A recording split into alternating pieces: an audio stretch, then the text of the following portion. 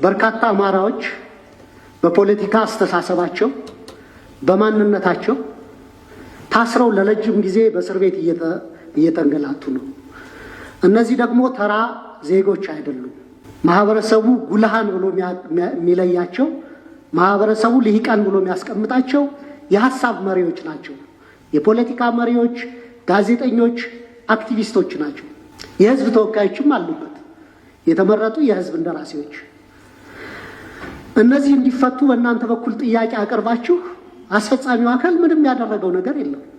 ይህንን ግን አሰርቲቭ ሆናችሁ በእናንተ በኩል ለሚዲያዎችም ለኢትዮጵያ ህዝብም ስታሳውቁ ላይ መንግስትን ይህን እንዲያደርግ ጠይቀን ለምክክር ሂደቱ እንዲያግዘን ይህን ጥያቄ አቅርበን በመንግስት በኩል ትብብር አላገኘንም ብላችሁ ስትገልጹ አልሰማም።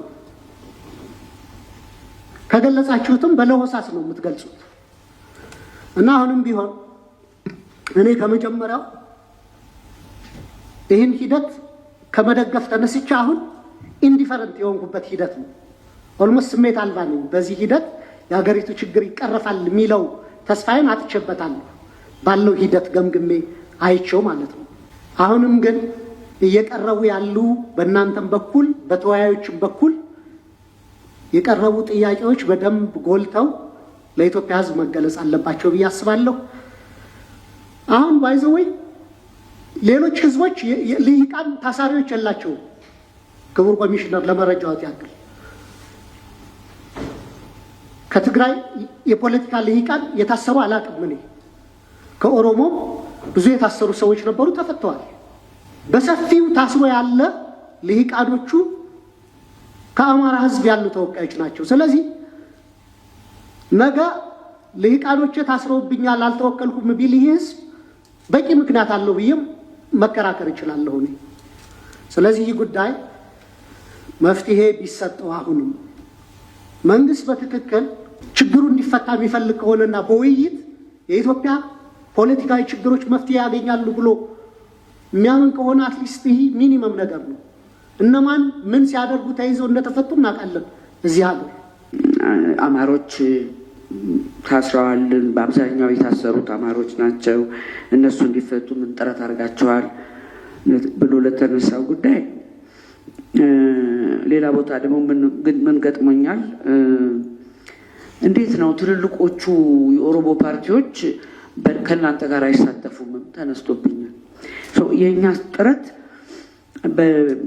በዚህ በዘር ሳይሆን በአጠቃላይ የሰው ልጆች መብት ተከብሮ ያለ አግባብ መታሰር ከሌለባቸው መታሰር እንደሌለባቸው ግፊት እናደርጋለን። አማሮችም ሆኑ ሌላም ዘሮች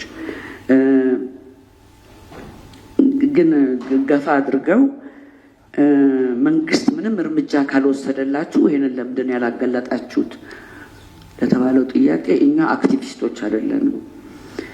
ስለዚህ ጥረት ነው የምናደርገው ያ ነገር እንዲሳካ ጥረት እና በአጠቃላይ ግን እኮ በጣም ፐርፌክት የሆነ ሁኔታ ቢኖር ኖሮ እኮ ሀገራዊ ምክክር አያስፈልግም። ችግሮች ስላሉን ስለሆነና ችግሮችን ለመቅረፍ የሶሉሽን ፍለጋው አካል መሆን ነው መፍትሄው።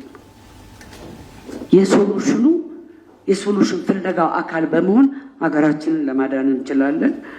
እኛ እንደውም ይሄ ስፔሲፊክ አሳይመንት የተሰጠን ህዝቦች አምነውን በየቦታው ስናንከረትታቸው ያመጣናቸው ህዝቦች አምነውን መንግስትም አምኖን ይህንን ስራ ለመስራት ስንል ምንም አትጠራጠሩ፣ የበላነውን የጠጣነውን ያክል ኤፈርት እናደርጋለን የተሳካ እንዲሆን።